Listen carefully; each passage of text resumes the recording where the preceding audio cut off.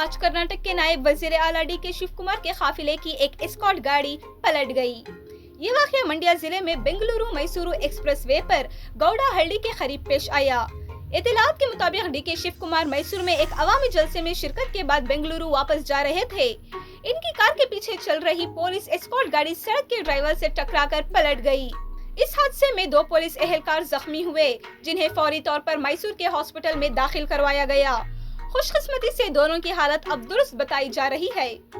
DK. Shiv Kumar को किसी किस्म की चोट नहीं आई और इनकी गाड़ी को भी कोई नुकसान नहीं पहुंचा। इन्होंने अपना सफर बेंगलुरु की तरफ जारी रखा। हादसे की असल वजह अभी तक सामने नहीं आई, लेकिन पुलिस का कहना है कि खराब सड़क, तेज रफ्तारी या ड्राइवर की गलती इसकी मुमकिन वजूहात हो सकती हैं। अभी मामले की जांच जारी है। यह हादसा श्रीरंगपटना इलाके में पेश आया, जो कि एक मसरूफ सड़क है और जहां इस तरह के हादसात अक्सर होते रहते हैं। चूंकि ये गाड़ी एक वजीर के काफिले का हिस्सा थी, इसीलिए मामले ने खास तवज्जो हासिल की।